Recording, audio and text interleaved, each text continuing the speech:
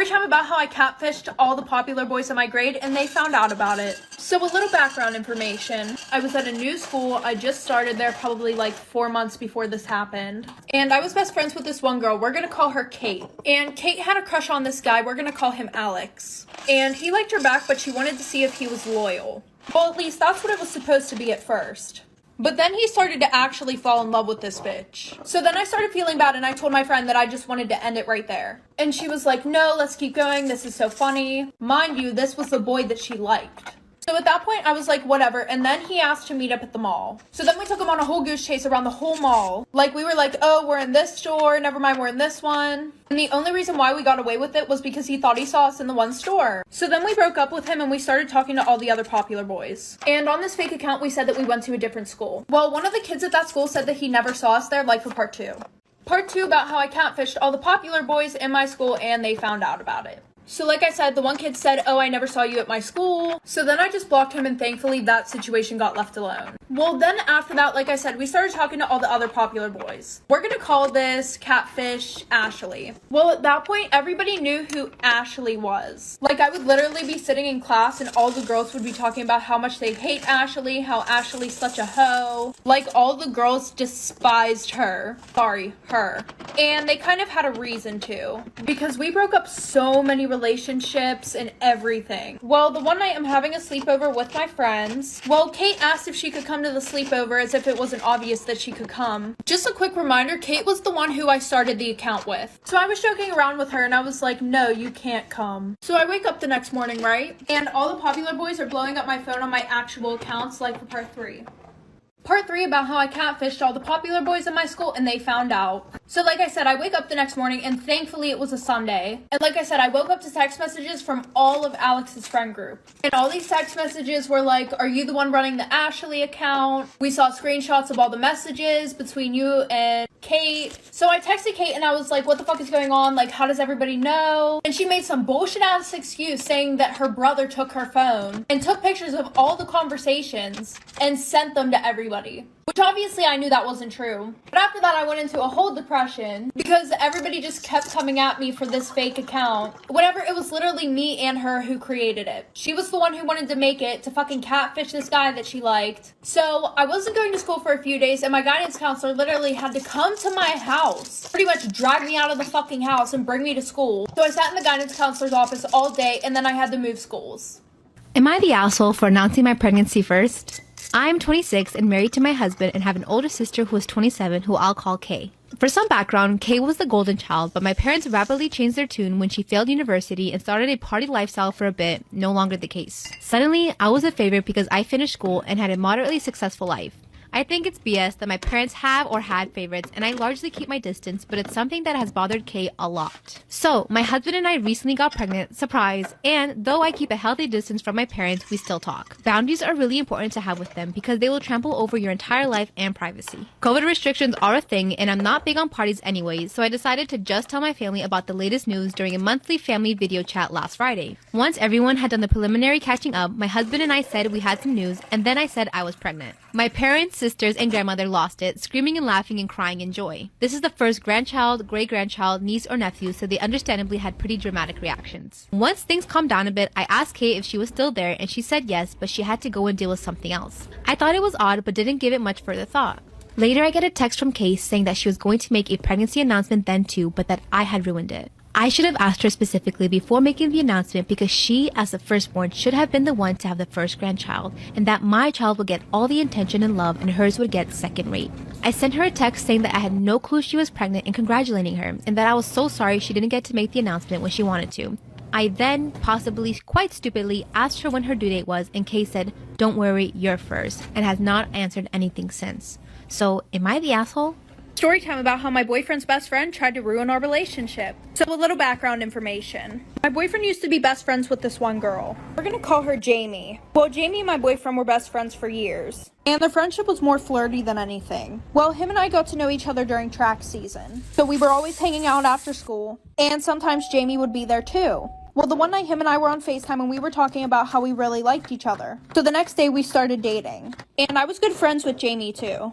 But Then after we started dating, she started acting really weird towards me. Like, I would try to say hi whenever I saw her in the hallways, and she would just give me a dirty ass look. So then I told my boyfriend how I thought that she was really mad at me, and he said that he would talk to her. Well, a week before him and I started dating, she told us that there was this guy that she really wanted to ask to prom, and she said that she liked him for a while. Well, then my boyfriend said, apparently a few days ago you were hitting on the boy that she was going to ask to prom. So then I started to connect the dots, and I was like, oh shit. Like for part 2 about how my boyfriend's best friend tried to ruin our relationship. So like I said, I started to connect the dots after that. And then I realized that she was talking about my boyfriend. We're just going to call him Josh. As he's telling me this, I immediately get a FaceTime call from her. So I answer the phone, and she says, well, I think I should just confront the situation now. So the first thing that she says is, you knew I liked Josh. Like, how could you do this to me? I had a poster board and everything. So I'm just like, well, why didn't you tell me that you liked him? And she goes, what the fuck do you mean? Like, you knew. But I was sitting there thinking about the fact that they were best friends for 5 years and nothing ever happened, so it's really not my fault. And then this girl has the nerve to say, I'm pretty sure if you just break up with him now, me and you can get past this and still be friends. So I said no.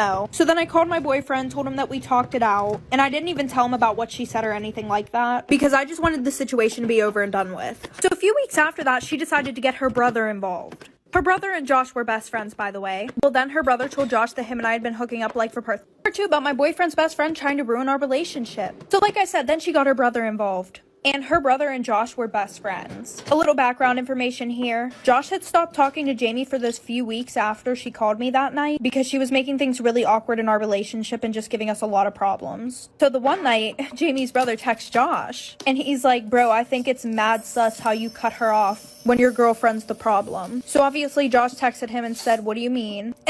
And her brother was like, she hits me up all the time to hang out. We've been hooking up. I can even send you the nudes that she sent me. And before I started dating Josh, there was this boy that I was talking to for like 6 months, and I ended up sending him nudes. And yes, they got around the school. But surprisingly, Josh had no idea about them. So her brother sent Josh the nudes and said, bro, here, like, see her face is in it and everything. Lesson learned, don't put your face in nudes. So then me and 3 other people explained to my boyfriend that those were from a while ago. And after that, he just blocked both of them and we're still together. Storytime about when I messed up by not telling my wife that our son was coming home. My oldest son is in the Marines and hasn't been home in almost a year. He took 10 days leave so he could come visit. At first, we didn't tell his mother in case the leave got denied. When it was approved, he just decided to fly in and surprise her. I tell my wife that I'm going over to a friend's house to watch the Packers/Falcons game as a cover-up to pick him up. I get to the airport and actually watch the second quarter of the game while waiting for his plane. He gets off the plane, we talk for a bit, waiting for the luggage, and then he goes to change into his dress blues. Now the whole time I've been texting my wife saying I was bored, the game sucked, I wasn't going to stay much longer. We discussed the plan on how to surprise his mother on the drive back to the house. We go back and forth from having her open the front door to see him on the porch to just having him walk into the house. We settle on him waiting a few minutes after I go inside as I want to get the whole thing on video. I walk in and the house is quiet. No one is in the living room. A little odd, but it is after 9 p.m. Maybe by some miracle my other kids are actually already in bed. Alarm bells start going off in my head when I open the bedroom door, and the first thing I notice is the flickering candlelight. What I didn't know was the entire time that I was gone, my wife set in motion her own plan for the evening. She got the kids settled by letting them keep their tablets after bedtime, took a nice hot bath, redid her makeup, and when I told her I was on the way home, lit the room with candles and put on her F me lingerie. So no shit, there I was, staring at my wife giving me her best come hither look with our 21-year-old son outside not 30 feet away, waiting to surprise her. A handful of reactions to the scene are acceptable. Pulling out your cell phone and sending a text message is not one. The text told my son to stay outside. I had solved the most immediate problem of our son walking in and seeing his mother like that, but I was drawing blank on how to fix everything else. So my brain latched onto what was the most stupid plan I have ever had in my life. I told my wife to get dressed because she would never believe what the neighbors were doing and she had to come see. The look of confusion on her face was priceless. It took me 5 minutes to convince her to put on some sweatpants and a sweatshirt to go to the front door. Finally, after dodging all her questions and getting her to open the door, there was our son in his dress uniform and she was ecstatic. The noise brought all the kids out and everyone was happy, except me. The wife excused herself after a few minutes and took off the laundry under her sweats before anyone noticed. It goes without saying, I did not get any action that night. Am I the asshole for agreeing to have my family visit for a week after my wife gives birth?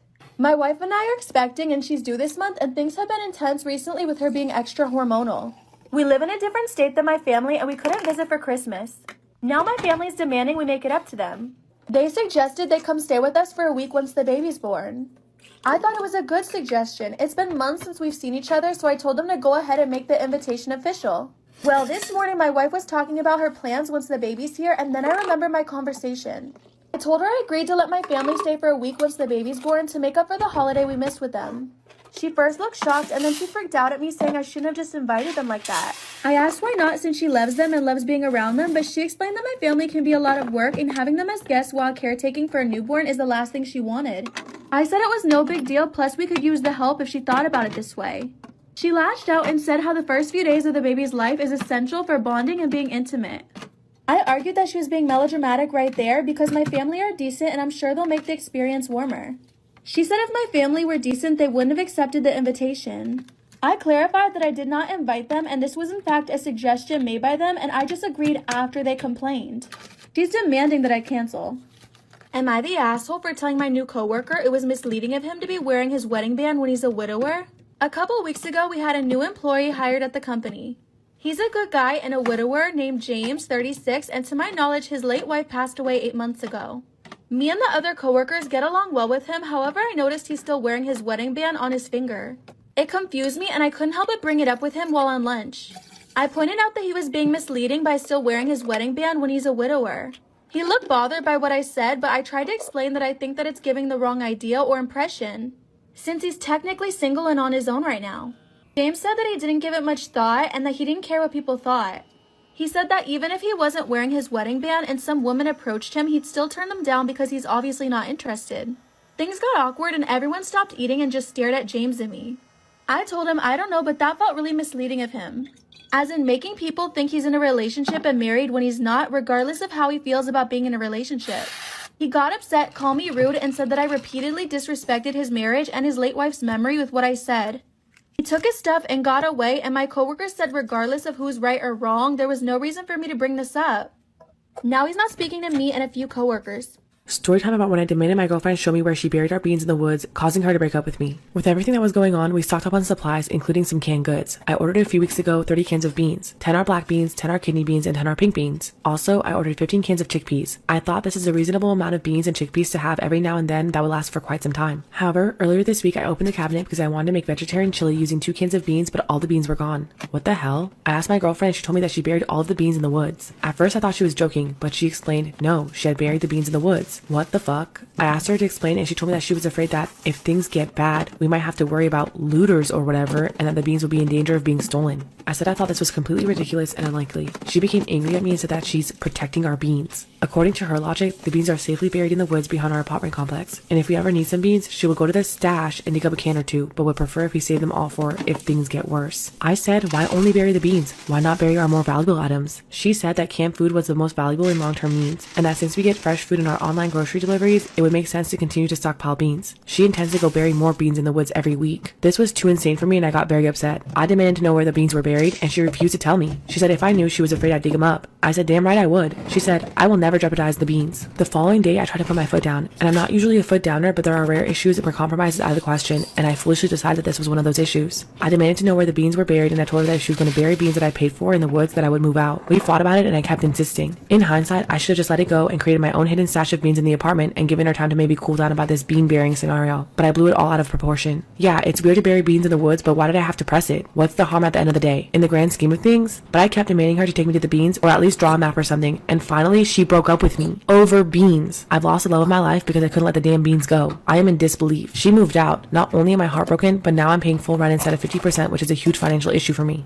I literally cannot believe I did this. Like, I'm literally gonna get in so much trouble, it's not even funny. So basically, this was the first day this year it has ever snowed in my state. And also, I got my driver's license this year, meaning I've never driven in the snow before because I just got my license earlier this year, and this is the first time it's snowing. So I don't know how to drive in the snow. And also, there was no salt on the road. If you don't know what that is, basically when it's snowy out, they put salt on the road so that, like, the road isn't, like, slick and slippery. Well, my dad told me specifically to not go out and drive my car because the roads are slick and it's dangerous. Now, did I listen? No, because I didn't get my Starbucks yet. And I was like, no, like, I need my Starbucks. Like, I don't care that I don't know how to drive in the snow and the roads are slippery and I'm probably gonna crash my car. Spoiler alert, I did. I want Starbucks because that's more important than my life. I'm just so quirky. So I text my friend right after my dad told me not to go out. And I'm like, do you want to go get Starbucks? She's like, yes. I'm like, okay, bet. So I'm pulling out of my neighborhood to go pick her up. My car is already, like, sliding over the road. Like, my car is, like, swerving everywhere because I don't have traction. I don't have traction to the road. And if you don't know what that means, traction is basically like your wheels do not stick to the road. They are just drifting around. So I'm like, okay, cool. I come up to a stop sign. I go to stop.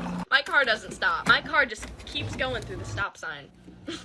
I'm so lucky there were no other cars there. So I pull up to my friend's house, I pick her up, we pull up to Starbucks, we only drifted off the road maybe once, drinks, whatever, we're fine. So I'm leaving Starbucks on my way to drop my friend off back at home. And where my Starbucks is you have to cross a very busy highway. It's technically a highway. You have to technically cross a highway to get back to where I live. It's very confusing, but whatever. Just know I had to cross a very busy road, meaning that I had to go very fast. And like I said, I don't know how to drive in snow. I don't know that you're supposed to go slow in the snow. That rhymes. So I'm going to turn left on this very fast road, so I'm waiting for traffic to clear up. Finally, there's only one car on the road. And I'm I have enough time to make it in front of them. I slam on my gas, and all of a sudden, my car starts blinking light, and it shows that I lost traction on the road. And my car slides. I can't step on the gas. My gas is not working. My car is just gliding across the road. I'm freaking out because I drive an SUV. That means that this car can flip over at any moment. SUVs have a very high rollover risk, especially mine. So me and my friend are screaming at the top of our lungs, and all of a sudden my car slides into a grass patch all the way across the road. So I'm literally in the grass, in the wood. Car had slid into the woods. I'm praying to God that my car is fine, I'm fine. And because my car is a Nissan Rogue, meaning that it's meant for off-roading, I did not get stuck in the grass. My car made it through the grass. I was fine. But I'm never driving again in the snow. I'm literally, I'm not joking. I'm not driving ever again in the snow. I literally almost crashed, and that was scary. Am I the a-hole for telling my sister-in-law that her daughter is like her father? My brother has been in prison for well over a decade, serving life. When he went in, he left behind his pregnant girlfriend, Anna. But she moved away before she gave birth to their daughter, and we fell out of touch. Anna was a medical student at a time, and is now a doctor. Their daughter, Lucy, is 19, and Anna's just started to reconnect with our side of the family. Lucy has started writing to her father in prison, and Anna has been emailing with me. I invited them to come and stay with us for Christmas. It was a mistake. When I first met Lucy, I thought she was lovely. She was really polite and friendly, and also ambitious for her future. She's studying economics at a top university and doing very well. We let Lucy hang out with Chloe, my 14-year-old. We thought she'd be a good influence, someone to aspire to be like. Eventually, the topic of Christmas presents came up. We got Chloe some clothes, but Lucy then rubbed into more expensive clothes she got for Christmas, and then said she would be embarrassed to be seen dressed like that in public. Chloe was crying and I was raging. What the hell is wrong with a 19-year-old who bullies a 14-year-old? I told Lucy her words were inappropriate, and she laughed and replied, it's the truth, and that she has to learn eventually. I told Anna it would be best if she and her daughter left. Anna said that Lucy hadn't done anything wrong, and that Chloe was being sensitive. I responded back that Lucy obviously takes after her dad in personality. Am I the asshole for taking my friend to court after she kicked me out of the bridal party for cutting my hair? For my friend's 3-day wedding, I had to buy 3 different dresses, including alterations and specific shoes, which totaled over $700. She also wanted specific hairstyles for each day. Unfortunately, starting in March, my hair started to deteriorate. Due to health reasons, my hair was falling out in chunks, and in May, I made the difficult decision to cut my hair. I told the bride about my decision 2 weeks before the wedding, and she didn't say anything bad. The following week, she came over to my house, and when she was about to leave, she brought up that she was concerned about my haircut. I told her it would look good even though I wouldn't be uniform with the other bridesmaids. The following day, I received this message. Part 2. Am I the asshole for taking my friend to court after she kicked me out of the bridal party for cutting my hair? The message went, after our recent conversations, I'd like to remind you of my boundaries. I've been very accommodating and graceful, but I cannot allow you to disrespect me. As you know, my wedding has been something I've dreamt of for many years. Husband and I have invested a lot of money into the videos and photos of this day, and as we reflect on the day in the future, we want to see our vision reflected in the memories. Since I asked each of you to be bridesmaids in 2019, I've been very clear in my request. The timing of your decision to cut your hair and not income in advance is very upsetting to me. I would have felt respected if you communicated with me more than a week prior to the wedding.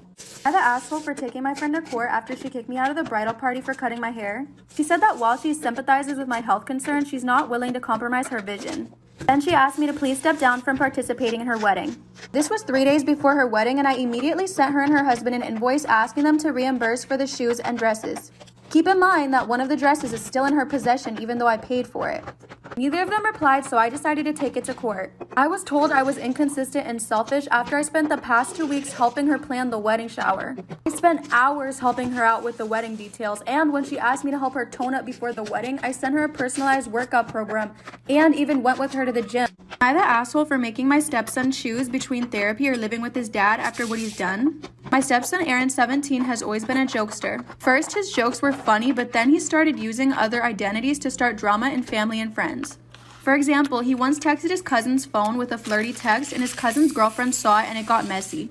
He also texted his uncle pretending to be his son's friend and lied about his son being in an accident. It was awful. I tried doing something about it, but everyone would say he's adapting, it's normal teenage behavior, and that he'll grow out of it. Even blamed his dad, saying that he is a jokester himself, so it's a trait in his DNA. I tried to get an explanation out of him, and he'd say stuff like, dude, like, it's kind of fun. Am I the asshole for making my stepson choose between therapy or living with his dad after what he's done? My final straw was days ago when I was at work and received a text via my pregnant wife's phone, telling me her water broke and told me to meet her at the hospital. I drove for 1.5 hours and called my family and we went there. We were shocked to know my wife never came to the hospital. When I got home, I found out my wife was actually napping like she usually does, and Aaron came downstairs laughing at my face and in my in-laws' faces.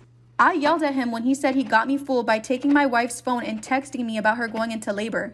He said, OMFG, did you literally drive to the freaking hospital? Am I the asshole for making my stepson choose between therapy or living with his dad after what he's done? My wife said nothing and I decided I had it. I said I was sick of his games and he has 2 options, therapy to fix his issues or no longer living in my house. He complained about it being his dad's idea, but it was obvious blame shifting. He started calling me names. My wife tried to calm me down, but my blood pressure was up and I was shaking. I have chronic disease. My in-laws said I was too harsh and went too far with my ultimatum. I declined to back down because I think I won't be able to take it anymore. I apparently made them more upset than what Aaron did and said I have to forgive him and drop it, but I couldn't. Aaron is 100% against therapy and has a bad idea of it.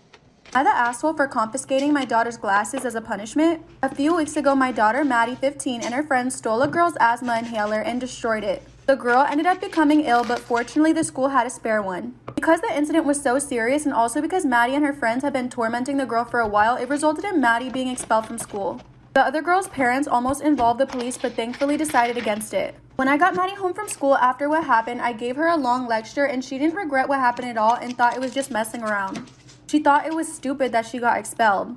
When she came down for breakfast the next day, I decided on a punishment. I took her glasses off her face and went into her room and confiscated her spare pair. The asshole for confiscating my daughter's glasses as a punishment? Maddie isn't blind without her glasses, but it's quite inconvenient for her. If she wants to look at her phone, for example, she'd need to have it very close to her face. Maddie was very frustrated that day and I thought she'd learn how the other girl felt when her inhaler was gone. I gave the glasses back at the end of the day and everything seemed okay. A few weeks later, Maddie went to spend a weekend with her father, my ex. He called me raging at what I did to my daughter. He said he wants Maddie to come and live with him. The punishment was nothing compared to what Maddie did. Am I the asshole for not paying to eat out when my girlfriend initially offered to celebrate my promotion? I, 27 male, have been with my girlfriend, 24 female, for around 4 months. I earn considerably more than her, and she has previously been open in saying her wages do not cover her bills or monthly outings. I've preferred to keep my finances private to this point. I've recently got a promotion and she wanted to celebrate and take me out for a meal. On the day, however, she said she could not afford this, so I suggested I would get takeout and come to her place instead. She immediately said she was upset as I earn over double what she does and felt I should be more forthcoming and want to pay at this stage in the relationship. I highlighted that I had more outgoings than usual this month. The asshole for not paying to eat out when my girlfriend initially offered to celebrate my promotion? I let her know that I couldn't afford it this month either. Her perspective is that I know her wages aren't sufficient to pay her bills, yet I still allow her to pay for things. We've been equal in the relationship so far, paying for activities and meals out. She felt I should be paying for because my base wage is significantly higher. She kept saying she didn't expect me to pay for everything, yet she was coming across this way and said it was the gentleman thing to do. My perspective is that I don't have much disposable income either, but would have paid for more if I could. I felt upset that she found out my income. I feel that she came across as entitled. Ultimately, it's my money and I decide how I spend it. I bit my tongue but have worries for the future. Am I the asshole for telling a woman at the gym that she isn't attractive? I've recently started going back to the gym because I'm trying to lose the weight that I gained during quarantine. My partner never stopped working out. She adjusted and made time at home. I can't do that. Home is for all the stuff I love to do. I work out to stay healthy, but if I'm honest, I don't really like doing it. I generally do cardio for the first 40 minutes and I'm there cycling. I put my headphones in and zone out and I don't really look at anything. Apparently this morning, a woman thought I was staring at her. I'm gonna be honest and say that I'm not even sure if I was looking at her. I'm pedaling away on an Alpine Pass in my mind and jamming out to some 90s alternative. The first time I noticed her was when she pushed my shoulder to get my attention. I then pulled my earpiece out. That asshole for telling a woman at the gym that she isn't attractive. I asked if she needed something. He proceeded to loudly shame me for staring at her while she was working out. I explained that I was zoned out and not really looking at anything. I was 26 minutes in at this point and sweating from my ride. Tried to defuse it. I tried to explain that I really wasn't looking at her and she wasn't having any of it and kept getting louder. So I finally just said, get over yourself. Why the F would I be staring at you when that's my wife over there on the elliptical? She looked wounded and I felt bad for it, but she would not stop or leave me alone. She walked away and I thought that was the end of it. As we were leaving, one of the trainers stopped us and said that what I said wasn't necessary and that they would talk to the manager about revoking my membership. Am I the asshole for kicking my sister out for how she reacted to my pregnancy announcement? Mom passed away 4 years ago and my sister and I received inheritance. All Mom owned was split between us equally except for her house. In her will, she wrote that the house goes to whoever has kids in the future to help the grandchildren. Then mentioned that if me and my sister have kids, we'll split house value in half. It was obvious my sister and her previously child-free husband wanted to keep the house so bad because within weeks of the funeral, she announced she was pregnant but couldn't keep it since she announced miscarriage days later. She didn't stop till she had a son a year later. She kept getting involved in my marriage, advising me to reconsider because of my husband's condition that had us suffer from infertility. He was also in remission for a mental condition. The asshole for kicking my sister out after how she reacted to my pregnancy announcement. My sister kept referring to my mom's house as officially her son's since she has a kid and I don't/won't. Till my husband and I found out we were expecting recently. He invited family over to make the announcement and when she heard, she was shocked. She asked if I was serious, then called me unbelievable to go as far as to lie just so I get to share her kid's house. She said even if I was pregnant, we shouldn't be parents and brought up my husband's BPD. She ignored the fact that he was recovered and brought up his disability. My husband heard but just kept smiling. I said it was none of her business and my husband said that she just didn't want to share the house. It escalated and I told her and her husband to leave. My family wants me to apologize.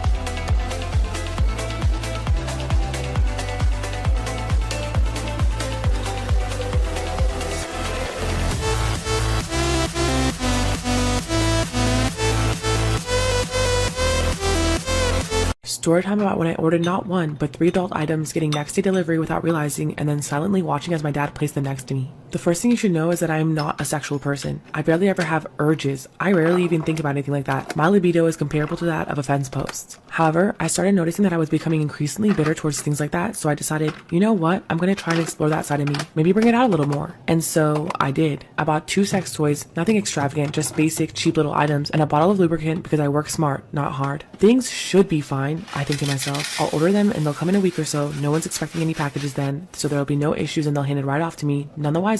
And then that didn't happen. Can you believe it? No, what actually happened was worse and proved to me that my dad is a monstrous man who lives to cause me pain. Unbeknownst to me, I was still under my trial of Amazon Prime. I'd forgotten to cancel it and the package shipped and arrived the next day. Even this should have been fine. No one in my family opens packages that aren't theirs except one little thing. My package came in with my mom's packages. I didn't realize they were coming in that day, so I was still curled up in bed watching TV. When I heard the delivery truck pull up, I thought, oh cool, and then went back to my show. It just so happened my mom ordered a bunch of different parts for her car and then assumed that the box was one of hers without checking the label since I hadn't mentioned ordering anything to her. According to my mom, she opened it and thought, oh, my dad must have bought something, and then she checked the label and saw my name. Did she do the respectable thing and tape it back up with clear tape like nothing happened? Did she just hand it to me and walk away silently? No, she went to my dad. Because of course she did. According to my mom, she walked in and said, our daughter ordered sex toys and I don't know how to handle it. And my dad shot up in bed with horror. A moment later, he giggled and jumped out of bed, taking the box from her saying, I want to give it to her. So he walks into my room. I say hey to him and sit up and look at him. He tilts the box towards me to show its contents, and then we stare at each other in silence for several seconds before he sits it down next to me with the biggest grin on his face and then calmly walks off. I can't look at my parents in the face anymore. I might actually have to move out. COVID be damned because my dad won't stop making masturbation jokes. My wife and her friend went out drinking on Friday night and she didn't come home till 4 in the morning, which had me worried sick. When she finally came home, she was very drunk and was almost being dragged by her friend. The friend had a guilty look on her face and asked me to be patient while listening to her account. I was of course alarmed. What account? The friend left saying it's better if my wife told me. My wife was obviously out at this point, so I went to sleep. Around 11 a.m., I'm woken up by my wife crying and saying that she committed a horrible mistake and she's very sorry. She was hysterical at this point and I had to calm her down, and finally after calming her down, she told me that she had gotten so drunk last night that she hooked up with a stranger.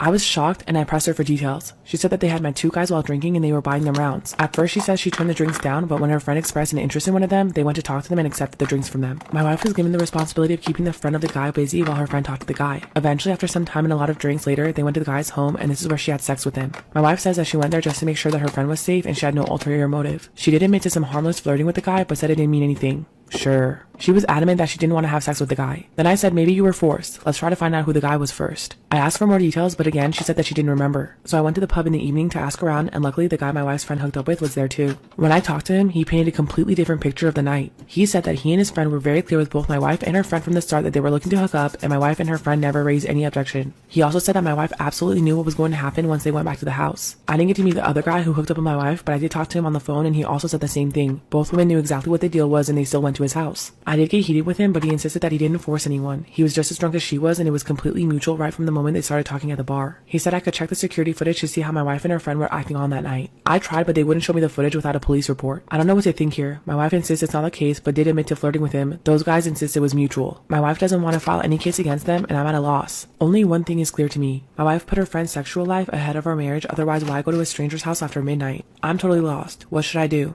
Story time about how my boyfriend lied about having a terminal disease so that he could marry me. Disclaimer, this is not my story time. I repeat, this is not my story time. It was sent to me on Instagram. My now husband, who I actually ended up marrying, we met through a dating app exactly 1 year ago. From the beginning, he totally love-bombed me. After we gave each other our phone numbers, he would text me every single day at night. He would call me beautiful and give me so many compliments. Some part of me knew that he was love-bombing me and that it was wrong, but I also enjoyed it because I hadn't been treated like that in a very long time. He asked me out on a date and we actually lived 2 hours away from each other. So he made the trip all the way down to where I lived. We had an amazing date. We talked for 3 hours. Then we went to the beach and stayed there for about 6 hours. We told each other our life stories, and he told me that he was looking to settle down and not just someone to date casually. This was obviously my goal too, so it was perfect. We were really compatible and we made each other laugh a lot. One of the first things that he made very clear to me was that he had money, and lots of it. He owned 2 companies and was starting a 3rd one. He took care of his entire family and even bought his parents a house. After dating for 2 weeks, he asked me to be his girlfriend, and of course I said yes. He would come down to visit me every single weekend. I was in nursing school at the time, and he even helped me pay for my education. I mean, this man was perfect, or at least I thought. After almost a month, he started talking about marriage. I knew I liked him a lot and I was definitely falling in love with him, but I just wasn't ready to talk about marriage. And I told him that. He said that he was really disappointed that I wouldn't consider marrying him. I told him that it wasn't that, and maybe even date for a few years before we got engaged. This is when he got really upset, and out of nowhere, he just yells out, "I may not have a few years to live." He then pretended to break down and start crying, but no tears were coming out of his eyes. I knew it was strange behavior, but I couldn't believe that he would lie about something like that. He explained to me that he had a terminal disease but wouldn't tell me what it was, and told me that the doctors only gave him a year to live. Obviously, I was shocked. I couldn't even stop crying. Then he told me that that's why he wanted to get married to me.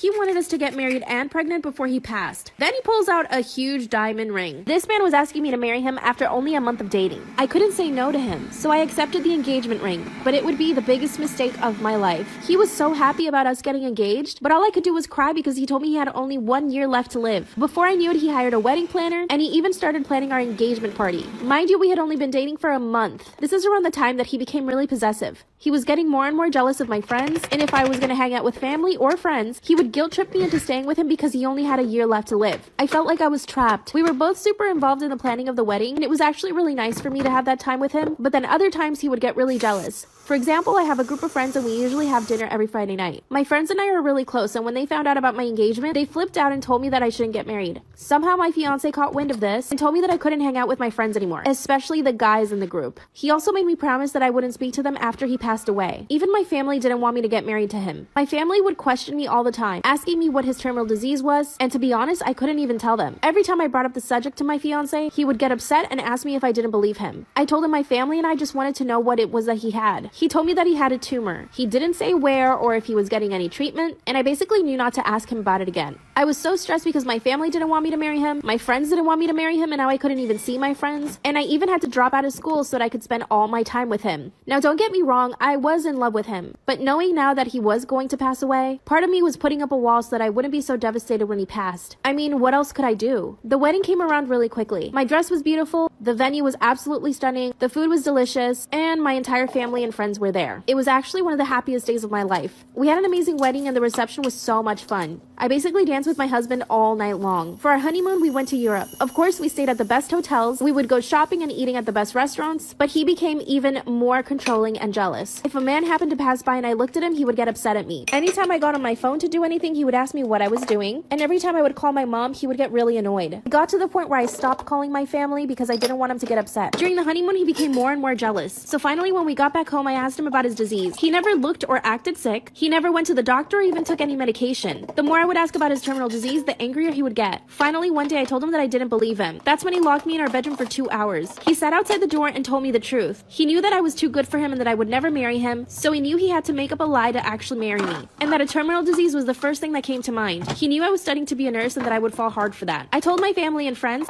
They said they knew that something was off with him. He keeps apologizing and wants us to stay together. He pays for everything and I have absolutely zero money and no job. But he's still controlling. I feel bad for him and I can tell that he really loves me. I think I should ask for a separation. What do you guys think? What should I do? Am I the a-hole for hiding from my mother-in-law and pretending not to be home?